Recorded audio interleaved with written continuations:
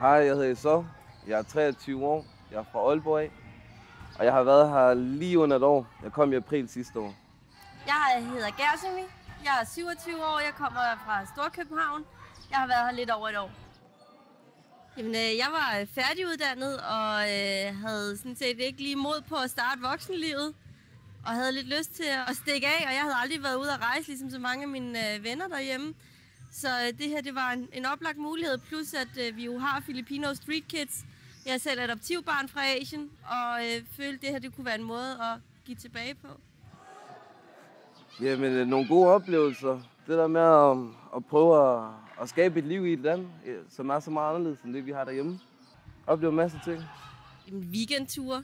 Altså komme ud og opleve alle de små øer, der er her på Filippinerne. Kom til Bohol, se de der små aber, bungee jump, se Chocolate Hills. Den vildeste oplevelse, jeg har haft, det var på Camotes, hvor at vi brød sammen på en scooter. Og vi var jo en masse af sted, men så fandt vi et sted, hvor der var nogen, der ville fikse det.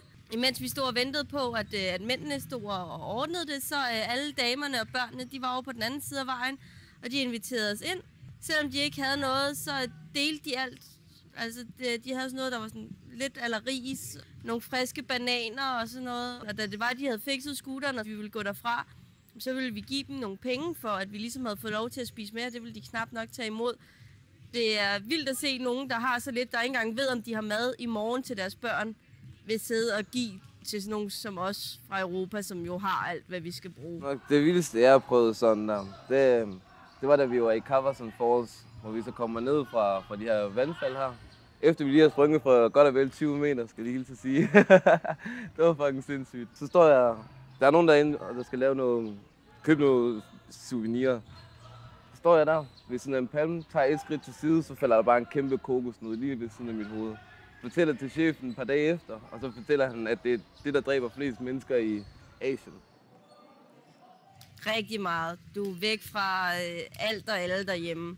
Dine kollegaer bliver jo dine venner. Jeg prøvede på et tidspunkt, hvor jeg ikke boede her i One Oasis, hvor jeg boede et andet sted. Altså stedet i sig selv var meget mere lækkert, men jeg er meget gladere for at være flyttet til One Oasis, fordi at næsten alle mine kollegaer bor her. Det er hårdt efter et stykke tid. Du får hjemve på et eller andet tidspunkt. Så det betyder rigtig meget, at vi har hinanden. For vi har jo kun hinanden, vi er alle sammen på udebane. Så vi bliver nødt til at hjælpe hinanden, hvis vi har brug for det. Selvom vi alle sammen er vidt forskellige mennesker på hver vores måde, så er der en rigtig god energi mellem os alle sammen, fordi vi har den her filieoplevelse sammen. Det er jeg rigtig glad for. Kom herned. Ja. Og mega lækkert. Det er det. Vi sidder og sveder. Hygger os. Der er gode vibes. Masser af gode mennesker. Og så er der også gode fester, hvis man godt kan lide at fest. Natur, hvis man er mere til det. Så der er det hele. Damer også. Der er danske damer, der er filippinske damer. Det passer os. Det må jo. Så hvis du bliver træt af fyre, så jeg igen kommer ned, tag en pause. Alright.